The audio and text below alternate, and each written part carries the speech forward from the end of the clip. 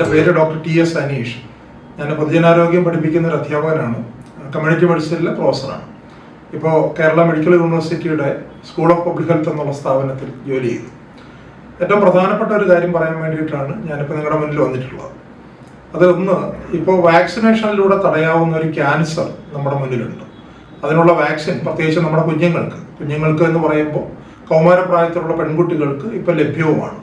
നമ്മളെല്ലാവരും അതിനെപ്പറ്റി ചിന്തിക്കേണ്ട പ്രധാനപ്പെട്ട ഒരു വിഷയമാണ്. ഈ ക്യാൻസർ, ഇത് ഗർഭാശയഗള ക്യാൻസർ അല്ലെങ്കിൽ സർവൈക്കൽ ക്യാൻസർ എന്നാണ് പറയുക. ഇത് ഗർഭാശയത്തിൻ്റെ, അതായത് യൂട്രസിൻ്റെ താഴെ ഭാഗത്താണ് ഈ ക്യാൻസർ ഉണ്ടാവുക.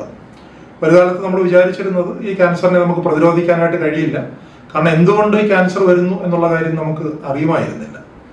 ഇന്ത്യയിൽ ഓരോ വർഷവും 1.25 ലക്ഷത്തിൽ ചെല്ലുവാൻ ആളുകൾക്കാണ് ഈ ഗർഭാശയഗള ക്യാൻസർ വന്നുകൊണ്ടിരിക്കുന്നത്. അതിൽ തന്നെ ഒരു 75,000 ആളുകളെങ്കിലും ഓരോ വർഷവും മരിച്ചു പോകുന്നുമുണ്ട്. അപ്പോൾ സ്ത്രീകളിൽ വരുന്ന ക്യാൻസറുകളിൽ ഏറ്റവും പ്രധാനമായിട്ട് എണ്ണത്തിൽ 2ാം സ്ഥാനത്തുള്ളത് ഗർഭാശയഗള ക്യാൻസർ ആണ് എന്നാണ് കരുതപ്പെടുന്നത്. 1ാം സ്ഥാനത്ത് മാറിടത്തിലുണ്ടാകുന്ന ബ്രസ്റ്റ് ക്യാൻസറാണ്. അപ്പോൾ ഈ ക്യാൻസർ ഉണ്ടാകുന്നതിന് കാരണം ഒരു വൈറസ് ആണ് എന്ന് കഴിഞ്ഞ കുറച്ച് കാലങ്ങളിൽ നാം ഗവേഷണങ്ങളിലൂടെ കണ്ടെത്തുകയും ആ വൈറസിനെ മാറ്റാൻ കഴിയുന്ന, അല്ലെങ്കിൽ ആ വൈറസ് കാരണമുള്ള അണുബാധ തടയാൻ കഴിയുന്ന വാക്സിനുകൾ രൂപപ്പെടുത്തുകയും ചെയ്തു. കഴിഞ്ഞ ഒട്ടേറെ വർഷങ്ങളായിട്ട് ഇത്തരം വാക്സിനുകൾ യൂറോപ്യൻ, അമേരിക്കൻ രാജ്യങ്ങളിൽ വ്യാപകമായിട്ട് ഉപയോഗിക്കപ്പെടുകയും അവിടങ്ങളിൽ സ്ത്രീകളിലുള്ള ഇത്തരത്തിലുള്ള അർബുദബാധകൾ കുറയുകയും ചെയ്യുന്നുണ്ട്. നമ്മുടെ നാട്ടിലും സ്വകാര്യ ആശുപത്രികളിൽ കുറച്ചു കാലങ്ങളായിട്ട് പെൺകുട്ടികൾക്ക് ഇത്തരത്തിലുള്ള വാക്സിൻ നൽകി പോരുന്നുണ്ട്. ഇത് ആദ്യമായിട്ട് സർക്കാർ മേഖലയിൽ ആ വാക്സിൻ ലഭ്യമാണ് എന്നുള്ളതാണ് പ്രധാനമായിട്ട് നമ്മളെല്ലാവരും സന്തോഷത്തോടു കൂടി ഉൾക്കൊള്ളുന്ന അല്ലെങ്കിൽ സ്വാഗതം ചെയ്യുന്ന പ്രധാനപ്പെട്ട ഘടകം. ഈ ഗർഭാശയഗള ക്യാൻസർ എന്താണ് എന്ന് നോക്കാം. ഗർഭാശയം എന്ന് നമ്മൾ പറയുന്നത് യൂട്രസ് ആണ്. യൂട്രസിന്റെ താഴെ ഭാഗത്ത്, പ്രത്യേകിച്ച് യോനിയോട് ചേർന്നിരിക്കുന്ന സ്ഥലത്താണ് ക്യാൻസർ ഉണ്ടാകുന്നത്. യോനി മുഖത്തൂടെ ഉണ്ടാകുന്ന ഏതെങ്കിലും ഇൻഫെക്ഷൻ ആയിരിക്കാം ഇതിന് കാരണം എന്ന് പണ്ട് മുതലേ ഒരു ചിന്ത ഉണ്ടെങ്കിൽ പോലും അത് ഏത് അണുബാധയാണ് എന്ന് കണ്ടെത്താനായിട്ട് നമുക്ക് കഴിയുമായിരുന്നില്ല. ഇപ്പോൾ നമുക്കറിയാം, HPV, ഹ്യൂമൻ പാപ്പുലോമ വൈറസ് എന്ന് പറയുന്ന പേരുള്ള ഒരു വൈറസ് ആണ് ഈ അണുബാധയ്ക്ക് അല്ലെങ്കിൽ ക്യാൻസറിലേക്ക് നയിക്കുന്നതിന് പ്രധാനപ്പെട്ട കാരണം എന്ന് നമുക്കറിയാം. അപ്പോഴും ശരിക്കും ഇത് നമുക്ക് നിയന്ത്രിക്കാൻ എന്ത് ചെയ്യാൻ കഴിയും എന്നുള്ളതിന് ഇരുട്ട് തപ്പുമായിരുന്നു. പക്ഷേ ഈ HPV-യിൽ തന്നെ ചില പ്രത്യേക തരം വൈറസുകൾ, ഇതിൽ തന്നെ HPV-16, HPV-18, HPV-6, HPV-11 എന്നിങ്ങനെയുള്ള 4 തരം വൈറസുകൾ വളരെയധികം പ്രാധാന്യമുണ്ട് ഈ ക്യാൻസർ ഉണ്ടാക്കുന്നത്. ഇപ്പോൾ ആ 4 വൈറസിനെ നേരിടാൻ കഴിയുന്ന, അല്ലെങ്കിൽ നമ്മുടെ ശരീരത്തിലേക്ക് അത്തരം വൈറസുകൾ കടന്ന് ഈ ഭാഗത്ത് അണുബാധ ഉണ്ടാക്കി ഭാവിയിൽ ക്യാൻസറിന് കാരണമാകാതിരിക്കാൻ കഴിയുന്ന വാക്സിനുകൾ ഇപ്പോൾ ലഭ്യമാണ്. മക്സ് ഉണ്ടാക്കിയിട്ടുള്ള ഗാർഡാസിൽ 4 എന്ന് പറയുന്ന വാക്സിനാണ് ലോകവ്യാപകമായിട്ടും ഇപ്പോൾ ഉപയോഗിച്ചുകൊണ്ടിരിക്കുന്നത്. പ്രൈവറ്റ് ആശുപത്രികളിൽ ചെന്ന് കഴിഞ്ഞാൽ ആയിരക്കണക്കിന് രൂപ കൊടുത്ത് നമ്മൾ വാങ്ങുന്നത് അതേ വാക്സിനാണ്. അതേ വാക്സിൻ ഇപ്പോൾ കേന്ദ്ര സർക്കാർ സൗജന്യമായിട്ട് നമ്മുടെ ഇന്ത്യയിലുള്ള എല്ലാ പെൺകുട്ടികൾക്കും നൽകാനായിട്ട് തീരുമാനിച്ചിട്ടുണ്ട്. അടുത്ത വർഷം മുതൽ 14 വയസ്സ് തികയുന്ന എല്ലാ കുട്ടികൾക്കും വാക്സിൻ എടുക്കുക എന്നുള്ളതാണ് ഏറ്റവും പ്രധാനമായിട്ടും ഉദ്ദേശിക്കുന്നത്. അങ്ങനെ കാലക്രമത്തിൽ ഓരോ കുട്ടിയും 14ാമത്തെ വയസ്സിലെത്തുമ്പോൾ വാക്സിൻ എടുക്കുന്നതിലൂടെ കാലക്രമത്തിൽ എല്ലാ കുഞ്ഞുങ്ങളിലേക്കും വാക്സിൻ എത്തിക്കുകയും ഇത്തരത്തിലുള്ള മാരകമായിട്ടുള്ള ഒരു അർബുദബാധ കാര്യമായിട്ട് തടയുകയും ചെയ്യുക എന്നുള്ളതാണ് നാം ലക്ഷ്യമിടുന്നത്. പക്ഷെ ആദ്യത്തെ വർഷം നമ്മൾ വാക്സിൻ എടുക്കുമ്പോൾ ഈ വർഷം തന്നെ 14 വയസ്സ് തികഞ്ഞു പോയ, എന്നാൽ 15 വയസ്സായിട്ടില്ലാത്ത കുട്ടികൾക്ക് വാക്സിൻ ലഭിക്കാതെ പോകാനുള്ള സാധ്യതയുണ്ട്. അപ്പോൾ അത് ഉണ്ടാകാതിരിക്കാൻ വേണ്ടി 90 ദിവസങ്ങൾ ഈ 14 വയസ്സ് പൂർത്തിയായിട്ടുള്ള എന്നാൽ 15 വയസ്സാകാത്തവർക്ക് വേണ്ടി വളരെ വേഗത്തിൽ വാക്സിൻ നൽകാനായിട്ടാണ് നമ്മൾ ശ്രമിക്കുന്നത്.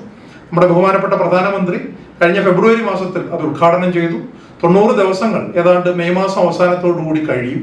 ഈ സമയത്തിനുള്ളിൽ 15 വയസ്സ് പൂർത്തിയാകാത്ത പെൺകുട്ടികൾക്ക് എല്ലാവർക്കും ഈ വാക്സിൻ സ്വീകരിക്കാനുള്ള അവസരമുണ്ട് എന്നുള്ളതാണ് ഏറ്റവും പ്രധാനപ്പെട്ട കാര്യം.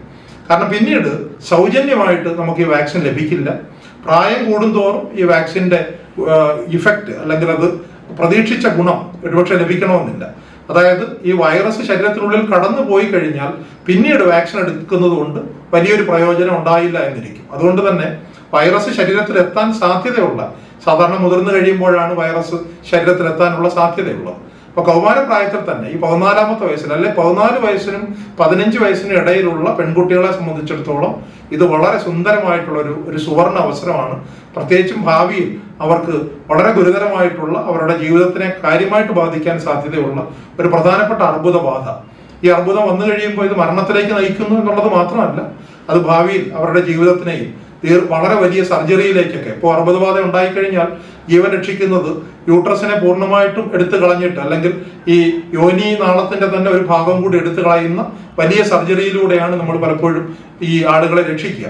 ക്യാൻസർ ഉണ്ടാകുന്നത് ചിലപ്പോൾ 40-ാമത്തെ വയസ്സിലോ 50-ാമത്തെ വയസ്സിലോ ഒക്കെ ആയിരിക്കും. പക്ഷെ വാക്സിൻ എടുക്കാൻ കഴിയുക ഇപ്പോഴാണ്. അതുകൊണ്ട് തന്നെ എല്ലാ പെൺകുട്ടികളുടെയും അച്ഛനമ്മമാർ, പ്രത്യേകിച്ചും കുഞ്ഞുങ്ങൾക്ക് 14 വയസ്സിനും 15 വയസ്സിനും ഇടയിലാണെങ്കിൽ ഈ മെയ് അവസാനം വരെ, മെയ് 31-ാം തീയതി വരെയുള്ള വാക്സിൻ എടുക്കാനുള്ള സമയം ക്രിയാത്മകമായിട്ട് ഉപയോഗിച്ച് നമ്മുടെ കുഞ്ഞിന് ഭാവിയിൽ ഒരു അർബുദബാധ ഉണ്ടാകുന്നത് തടയാനായിട്ട് ശ്രമിക്കണം എന്നുള്ളതാണ് എല്ലാവരോടും അഭ്യർത്ഥിക്കാനുള്ളത്. അതോടൊപ്പം തന്നെ നമ്മുടെ നാട്ടിലെ കുഞ്ഞുങ്ങൾ 14 വയസ്സ് തികയുന്ന ക്രമത്തിൽ അടുത്ത ഓരോ വർഷവും ഈ വാക്സിൻ സ്വീകരിക്കുകയും, വാക്സിന്റെ കാര്യം ഞാൻ നേരത്തെ പറഞ്ഞു, നമ്മുടെ സ്വകാര്യ ആശുപത്രിയിലും മറ്റു നാടുകളിലും യൂറോപ്യൻ അമേരിക്കൻ നാടുകളിലും ഒക്കെ നൽകി വരുന്ന വാക്സിൻ തന്നെയാണ്. പ്രത്യേകിച്ചും അതിന്റെ ട്രേഡ് നെയിമിലും കമ്പനിയിലും ഒന്നും തന്നെ വ്യത്യാസമില്ല. എല്ലാ നാടുകളിലും ഇതിന്റെ ഗുണഫലം തെളിയിക്കപ്പെട്ടിട്ടുള്ളതാണ്. അതുകൊണ്ട് തന്നെ എല്ലാ കുഞ്ഞുങ്ങളും വാക്സിൻ എടുക്കാനായിട്ട് തയ്യാറാകണം. നമ്മുടെ നാട് കേരളം കഴിഞ്ഞ കുറച്ച് വർഷങ്ങളായിട്ട് അർബുദബാധയിലും 1-ാം സ്ഥാനത്താണ് എന്ന് നമുക്ക് എല്ലാവർക്കും അറിയാം.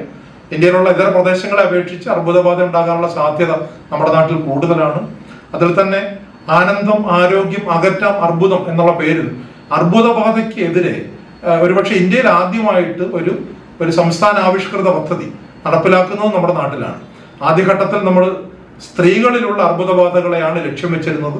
കഴിയുന്നത്ര മാരടത്തിലുള്ള ക്യാൻസർ, ബ്രസ്റ്റ് ക്യാൻസറും ഈ പറഞ്ഞ സെർവൈക്കൽ ക്യാൻസറും ഈ ഗർഭാശയ ഗള ക്യാൻസറും തടയുക എന്നുള്ളതാണ് ആദ്യഘട്ടത്തിൽ നാം ലക്ഷ്യം വെച്ചിരുന്നത്. തീർച്ചയായിട്ടും നമ്മുടെ നാട്ടിലെ ഗർഭാശയ ക്യാൻസറുകളുടെ എണ്ണം വളരെയധികം കുറച്ചുകൊണ്ട് വരികയോ ഏതാണ്ട് അപ്രത്യക്ഷമാക്കുകയോ ചെയ്യാനായിട്ട് ഈ വാക്സിനേഷൻ വഴി കഴിയും. കാരണം ഈ ഒരു കാരണം കൊണ്ട് മാത്രമാണ് ഗർഭാശയ ക്യാൻസറുകൾ വരുന്നത്. അതായത് ഹ്യൂമൻ പാപ്പിലോമ വൈറസ് എന്ന് പറയുന്ന വൈറസിന്റെ ഇൻഫെക്ഷൻ കാരണമാണ് ഈ ക്യാൻസർ വരുന്നത് എന്നുള്ളത് ഇപ്പോൾ തെളിയിക്കപ്പെട്ടിട്ടുണ്ട്. ഏതാണ്ട് 80 മുതൽ 90% വരെ ഈ വാക്സിൻ ഫലപ്രദമാണ്. ഒറ്റത്തവണ വാക്സിൻ എടുത്താൽ മതി, പിന്നീട് വാക്സിന്റെ ബൂസ്റ്ററോ മറ്റൊന്നും തന്നെ എടുക്കേണ്ടതില്ല. ഇത്തരത്തിലുള്ള കാര്യങ്ങളെല്ലാം പരിഗണിച്ച് ഈ ഒരു ചെറിയ സമയം, കാരണം ഈ മെയ് 31-ാം തീയതി കഴിഞ്ഞാൽ 14 വയസ്സ് തികഞ്ഞ് കഴിഞ്ഞ കുഞ്ഞുങ്ങൾക്ക് പിന്നീട് വാക്സിൻ എടുക്കാനുള്ള ഒരു അവസരം ഒരുപക്ഷെ ഇല്ലാതെയായി പോകും. വാക്സിൻ എടുക്കണമെന്ന് തോന്നിയാൽ പോലും സ്വകാര്യ ആശുപത്രിയിൽ പോയി ഭീമമായ തുകയ്ക്ക് നമ്മൾ ഇതേ വാക്സിൻ തന്നെ എടുക്കേണ്ടതായിട്ട് വരും എന്നുള്ളത് കൊണ്ട് എല്ലാവരും ഈ കാര്യം ശ്രദ്ധിക്കണം എന്ന് അഭ്യർത്ഥിക്കുന്നു.